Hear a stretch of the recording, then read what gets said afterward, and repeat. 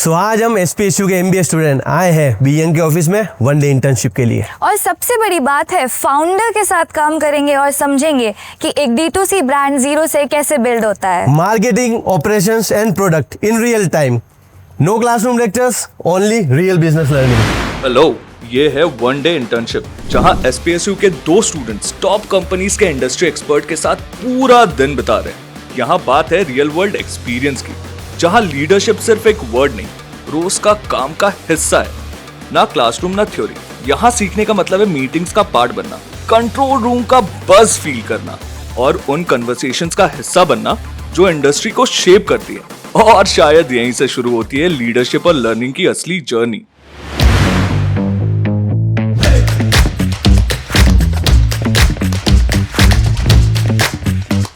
So I'm Shivani, co-founder of Be Young. I handle all the operation along with the branding and designing part. कि students को वो opportunity मिलेगी to see the real world, कि कैसे उन्होंने जो books में पढ़ा है वो रियल टाइम कैसे वर्क करता है, कैसे इम्प्लीमेंट होता है। Morning ma'am. Good morning guys, welcome. Shivani please बैठिए।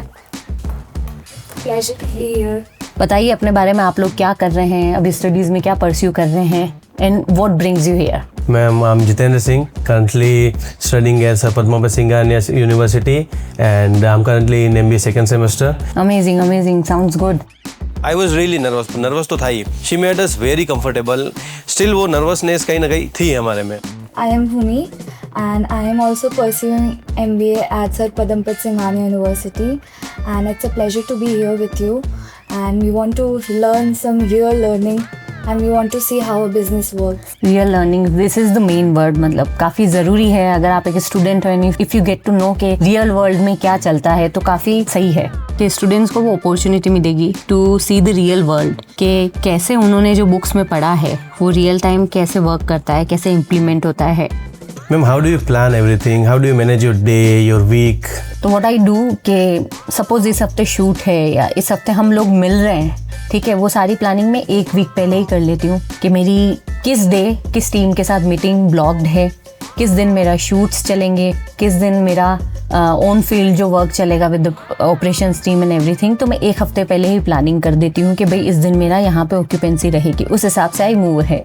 तो मैं बी यंग नाम कैसे कैसे पहुंचे आप बी यंग नाम? Interesting question. बिजनेस शुरू करने से पहले हमने बहुत सारे नाम निकाले, मैंने, शिवम ने, साक्षी ने, हम सब जने बैठे रहे कि भाई नाम क्या रखें, रजिस्ट्रेशन ट्रेडमार्क को सब कराना है तो नाम रखना क्या चाहिए। तो हमने लगभग 100, 200, 300 नाम निकाले। ये अच्छा है, नहीं इससे क्या वाइब आ रही, क्या नहीं आ रही, करते करते हमने बी यंग को शॉर्ट लिस्ट किया। और हमें चाहिए था क्योंकि हम काफ़ी यंग थे, हमने यंग एज में शुरू किया, तो हमने कहा यार ये नाम तो अपन पे भी सूट कर रहा है क्योंकि we are going to be the youngest founders उस टाइम पे। सो मैम, आपने अपना वीक प्लान वगैरह सब अभी बताया हमको, तो what is your day structure like? आपका डे स्ट्रक्चर कैसा रहता है ना? तो आज मेरी कुछ मीटिंग्स हैं इंटरनल टीम्स के साथ, then will visiting our warehouse, और उसके साथ कुछ ऑपरेशंस की भी मीटिंग्स हैं। तो चलो शुरू करते हैं।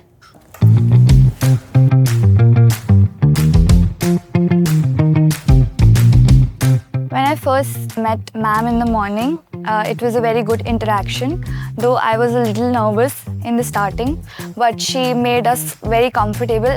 After the first meeting, we went into summer campaign brand meeting. First time था जब मैंने रियल प्रेजेंटेशन देखा कि कंपनी में कैसे प्रेजेंटेशन होता है। So guys, आज हम इस मीटिंग में हमारे अपकमिंग समर कलेक्शन का डिस्कस करने वाले हैं कि कैसे प्रोसेस रहती है, कैसे कलेक्शन प्लान और उसका शूट होता है। This is our upcoming summer collection. So this includes shirts, then t-shirts, polos and trouser pants. तो ऑब्जेक्टिव ये है कि हम लोग जो भी शूट कर रहे हैं वो उसमें हम वो आउटडोर डेज दिखाए, travel, short getaways. Main location है lake side and river side, जिसमें हम वुडन बोट्स एंड डॉक्स वो यूज करेंगे। देन ओपन वाटर सोर्सेज के अराउंड ही ये शूट होगा। अच्छा, तो ये उदयपुर को कंसिडर लोकेशन करके किया है? मतलब जैसे उदयपुर में इजीली अवेलेबल होता है बोट्स और वो सब, तो लेक साइड हमारे लिए एक्सेसिबल भी होगा एंड बहुत इजीली टीम को भी मतलब कोऑर्डिनेशन में इजी होगा। सो अकॉर्डिंगली मलसीगढ़ और मदार साइड पे जो है ना, उधर की साइड में पीछे बैकवाटर्स में। अच्छा,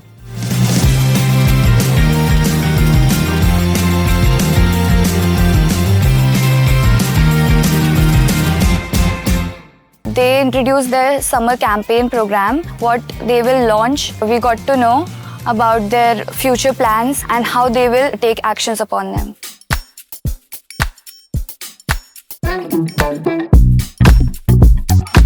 तो ये सारा जो कंटेंट निकल रहा है ये वेबसाइट से लेके social media, performance marketing, offline हर एक चैनल पे डिस्ट्रीब्यूशन होता है इसका।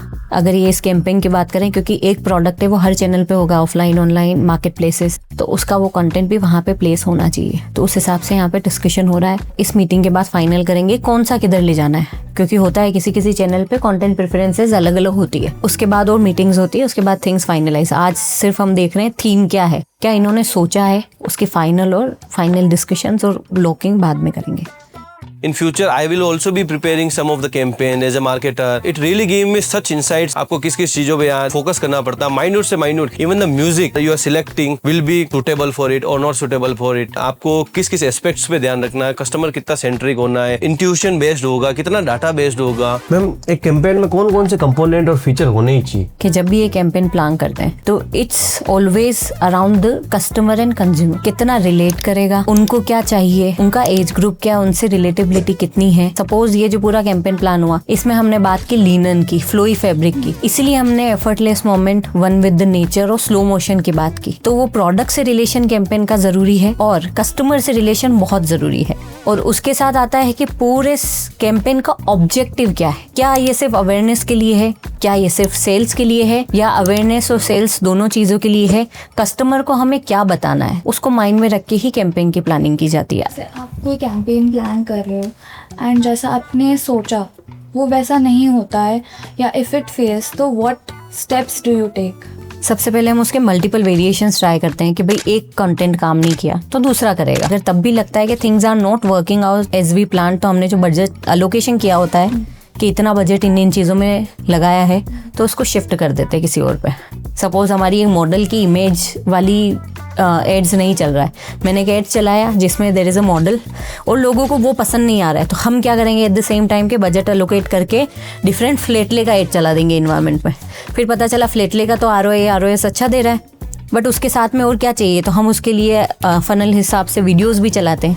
तो मल्टीपल आपको टेस्टिंग करनी पड़ती है क्रिएटिव्स पे, कुछ चलते हैं नहीं चलते, और रोज़ मार्केटिंग टीम का ये काम भी रहता है कि they work on the budget allocation और क्रिएटिव्स, ताकि उनको शिफ्ट करके they see what is working, what is not, then we move ahead.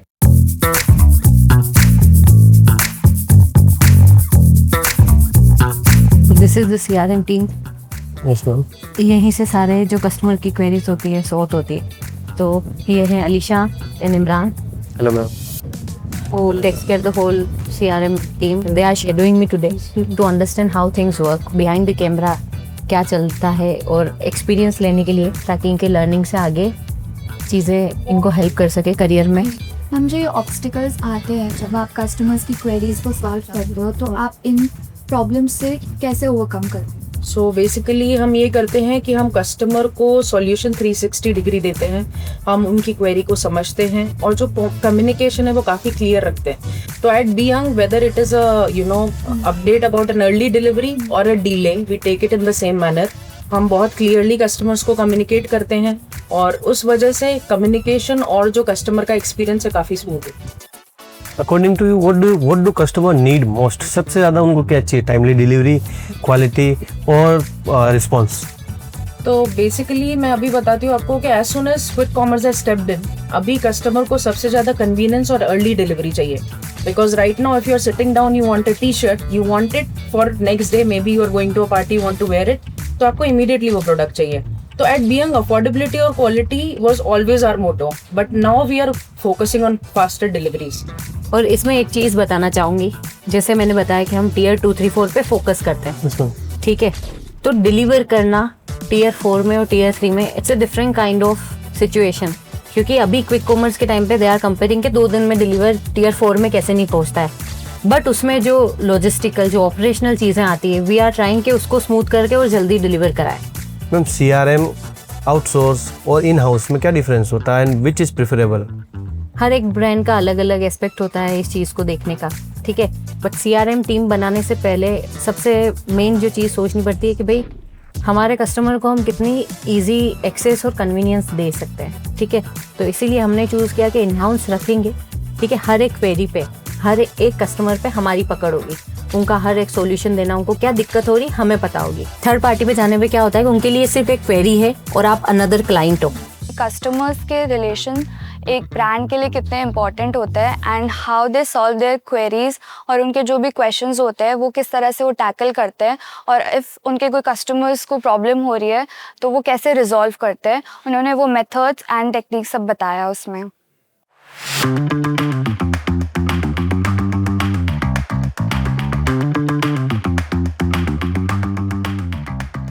ये है पूरी marketing team, whole the performance marketing and everything.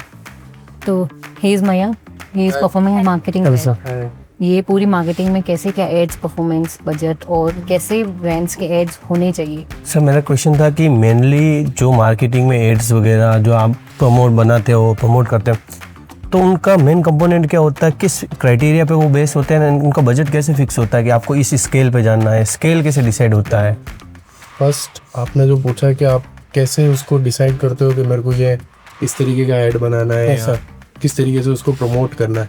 So there are two things, first data and the other is intuitions, या आप क्या perception आप create करना चाह रहे हैं। तो डेटा गिव्स यू प्रॉब्लम और उसका सॉल्यूशन कैसा होगा, that comes from the intuitions, क्या आप उस डेटा में से क्या ड्राइव कर रहे हो। सो ये दोनों का जब मिक्सचर बनता है तब हम उसको एक डिसीजन मेकिंग बना पाते हैं। तो based on data plus our intuitions और our experience we create a formula कि हाँ अपन को इस तरीके के एड्स में जाना चाहिए, इस तरीके का प्रमोशन वी शुड फिक्स, इस तरीके का marketing campaign we should decide. Pass over the years, which platform has suited Beyond most for their marketing, जहाँ से ज़्यादा बूम मिला हो? So yeah, from the start we were very clear, हमको हमारा यूज़र बेस बनाना है। So generally most of the brands वो ये ऑप्ट करते हैं कि हम पहले मार्केट प्लेसेस से स्टार्ट करते हैं, क्योंकि वहाँ पे क्या एक यूज़र बेस ऑलरेडी बना हुआ है, लाइक मिंत्रा, अमेजोन पे। तो वहाँ पे they can just put their products और वो वहाँ से सेल जनरेट कर सकते हैं with better deal, better discount and better pricing. But we have opted कि नहीं, हम बीइंग के लिए अपना खुद का यूज़र बेस क्रिएट करेंगे। तो दैट्स वाई वी ऑप्टेड कि नहीं, हम पहले हमारा खुद का वेबसाइट ओपन करेंगे, then will launch our app. D2C a new generation concept, right? So you have to have people who understand that part. तो हमारा ये था कि हमें लाइक माइंडेड पीपल जो विजन समझे वो लोग मिले। तो स्टार्टिंग में हम लोग इंटरव्यू देते थे कि join our team, this is our vision. तो तब हमने टीम हायर की, और आज के टाइम में जो टीम हमसे जुड़ती है, they are energetic, they are young, they want to do something and they want to contribute. इसमें एक चीज़ बोलना चाहूँगी, जब हमने शुरू किया तो Mayank also joined us in starting as an intern, now is heading the whole team और पूरा रेवेन्यू पे ये देख रहे हैं, ठीक है। जो इन्होंने चीज़ जो बताई है इनके पर्सनल एक्सपीरियंस है, बिकॉज ही फॉलोज दैट, और आज भी इनके काम में वो दिखती है, ही इज़ हेडिंग एवरीथिंग, समझ रहे हो। तो ये पार्ट वे बता रहे हैं, अगर उसमें से कुछ भी टेक अवे लेके इफ़ यू गाइस स्टार्ट तो भी हो सकता है, क्योंकि इम्पॉसिबल इज़ नथिंग। बट इनकी एक स्टोरी, एक इंस्पिरेशन है मतलब स्टूडेंट्स के लिए भी, कि हाँ भाई इंटर्नशिप से हेडिंग सामने। If you compete in the market, आपको हर एक चीज़ पे काम करना पड़ता है। इंस्टाग्राम पे कंटेंट बनाने से ऑर्डर आ जाना वो एक पार्ट है पूरी ब्रांड का, एक D2C या बिजनेस बिल्ड करने का। बट उसके पीछे 360 में इतनी सारी चीज़ें, इतने सारे ऑपरेशंस चलते हैं। तो मैंने ट्राई किया कि थोड़ा सा ग्लिम्स उन्हें बता सकूं, ताकि वो समझें कि क्या होता है एक ब्रांड बिल्ड करना, और अगर इनमें से किसी को एक ब्रांड भी बिल्ड करनी पड़ी कभी, तो उन्हें पता रहे कि फर्स्ट डे वो ब्लैंक नहीं हो, उन्हें पता हो।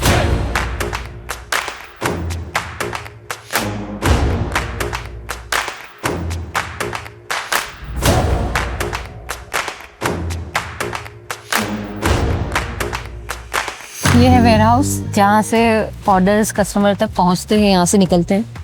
और यूजुअली हफ्ते में कुछ दिन मैं यहीं पे होती हूँ, क्योंकि पूरा ऑपरेशन डिपार्टमेंट में सबसे मेन होता है कि कस्टमर तक ऑर्डर कितना जल्दी निकल रहे हैं, ठीक है, उनका डिस्पैच कितना फास्ट है और कितने करेक्ट प्रोडक्ट्स और ऑर्डर पैक हो रहे हैं, सारी चीज़। तो यहाँ पे एक टीम के साथ मेरा इंटरेक्शन रहता है, तो हफ्ते में कुछ दिन में यहाँ पे पाई जाती है।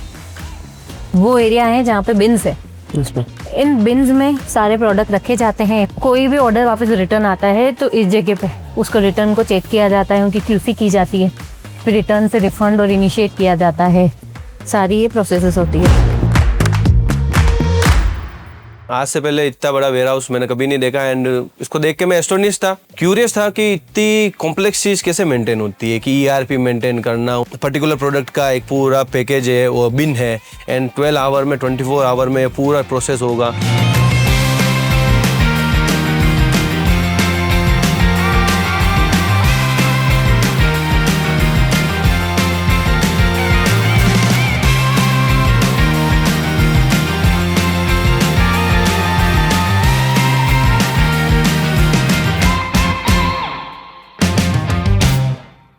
तो Shahbaz, they are here to understand the real time of logistic, क्या चीज़ें मैटर करती है, क्या नहीं करता है, और रियल में what happens in a D2C brand in terms of logistics, और क्या लर्निंग ये ले सकते हैं और कैसे अपने करियर में इस रियल टाइम एक्सपीरियंस को यूटिलाइज कर सकते हैं। तो आज हम इस मीटिंग में डिस्कस करेंगे कि डिलीवरी और टेट कितना मैटर करता है उन दिनों में। Yes ma'am.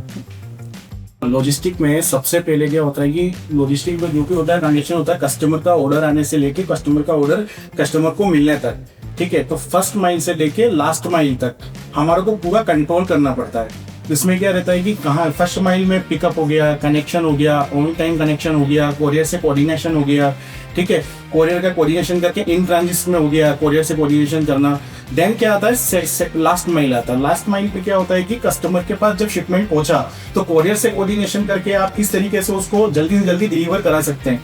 वहाँ पे एक टर्नअराउंड टाइम होता है जो होता है टेट, ठीक है।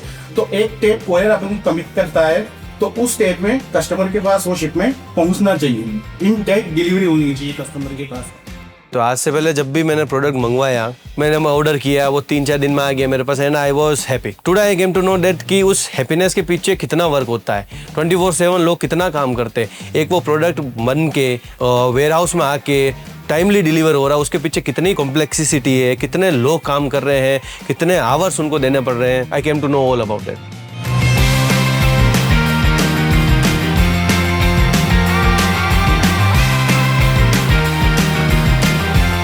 मैम, जब आपने Bhuvan Bam as a brand ambassador choose किया था तो यही ऑप्शन था आपके पास या आपने चूज़ किए थे बहुत सारे अल्टरनेटिव्स में? हमने बहुत सारी चीज़ों पे काम किया था। उसमें एक आता है बजट, या उसके साथ आता है रिलेटिबिलिटी, उसके साथ आता है हमें क्या चाहिए, ऑब्जेक्टिव क्या, अवेयरनेस है, सेल्स है।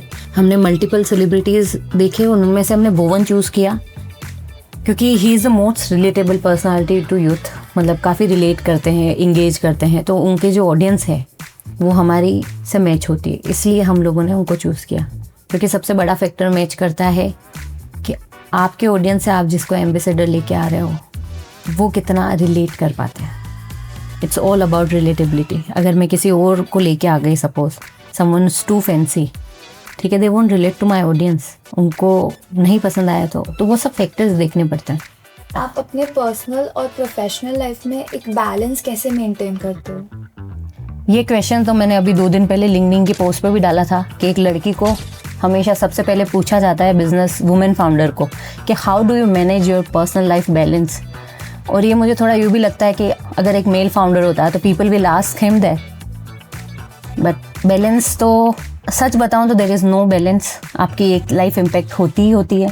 आप कहीं ना कहीं किसी चीज़ को कॉम्प्रोमाइज़ करके दूसरी चीज़ पे फोकस कर रहे हो। अगर कोई कहता है कि पूरा परफेक्ट बैलेंस है, I think it's a myth. तो पर्सनल लाइफ बहुत कम के बराबर रही है, क्योंकि हमारा पूरा टाइम, पूरा एफर्ट, पूरी एनर्जी इस बिज़नेस को बनाने में ही जाती है। और अगर आप एक फाउंडर हो तो आपको उसमें मज़ा भी आता है, ठीक है। कुछ चीज़ें होती है कॉम्प्रोमाइज़, बट फैमिली भी आपके साथ चलती है एंड बाय द टाइम आप अपने एफर्ट्स डिवाइड कर देते हो। बट ये वर्क लाइफ बैलेंस जो बहुत ट्रेंड में है और जेनजी में स्पेशली आपकी जनरेशन में, या I don't think if you start something और अगर आप एक फाउंडर हो वो होता है। क्योंकि आप जॉब कर रहे हो तब अगर वर्क लाइफ बैलेंस की बात करते हो तो ठीक है, लेकिन अगर आप एक फाउंडर हो तो सारी जिम्मेदारी आपकी है। आपको वहाँ पे होगा क्या, लोगों के साथ क्या होगा, उनकी लाइफ से लेके आपकी बिजनेस को कैसे चलाना है, सारा आप पे डिपेंड करता है। How you can balance it नहीं होता है, एग्जॉस्टिंग होता है, बर्नआउट्स भी होते हैं, बट द थिंग इज़ आपकी जिम्मेदारी, और जिम्मेदारी से आप पीछे नहीं भाग सकते। मैम, आप स्ट्रेस से कैसे डील करते हो? लाइक आजकल जेनजीज का हमारा mostly we feel stressful over little things, और या वर्क आ गया या बर्डन, हर चीज में स्ट्रेस लगता है, तो how you deal with it? अगर आपको स्ट्रेस से डील करना है तो जो चीज़ आपको स्ट्रेस करे उस पर काम कर लो, अदरवाइज स्ट्रेस ही करते रहो। दो चीज़ें होती है, या तो हम स्ट्रेस करके उस चीज़ के लिए सोच ही रहे होंगे तो वो आपको बहुत स्ट्रेस करती है, और दूसरी चीज़ अगर आपको जो स्ट्रेस कर रही है उस पर एक्शन लो। अगर आप एक्शन लोगे तो आप उस एक्टिंग मोड में होगे, तब आपको स्ट्रेस करने का मौका नहीं मिलेगा, क्योंकि आप कर रहे होगे, फिर उसका या तो रिजल्ट अच्छा आएगा या बुरा, but you will be doing it, तो आपको स्ट्रेस होने का टाइम नहीं मिलेगा। मुझे तो यही लगता है पर्सनली, जब भी मैं स्ट्रेस होती हूँ, मुझे जो चीज़ स्ट्रेस कर रही है मैं उसको लिखती हूँ कि भाई क्या सिचुएशन है, what is the exact thing, और उस पर काम कर लेती हूँ, तो पता चल जाता है अगर वो काम नहीं कर रही है तो वो नया स्ट्रेस है वापस, लेकिन अगर वो काम की मतलब it's working.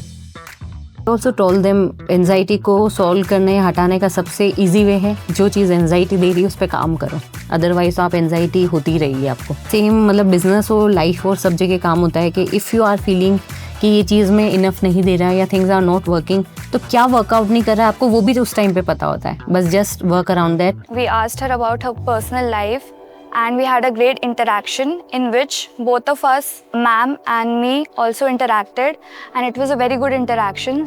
She even told about her journey, which was very useful. Real time experience समझना, सीखना अगर आपको एक दिन के लिए भी मिल रहा है तो गो फॉर इट, और ये इनिशिएटिव काफ़ी अच्छा है, तो it's a good work by the SPSU team. I use to feel कि कॉर्पोरेट कल्चर बहुत स्ट्रिक्ट होता है, बहुत लाइक हायरार्की बेस्ड होता है, बॉस से आप परमिशन लोगे, बॉस आपसे इतना इंटरेक्ट नहीं कर सकता, आपको बहुत फॉर्मल होना पड़ता है। But at be young I came to know that it is really friendly, it can be reversed, a boss can interact with you in fun way and you can do also.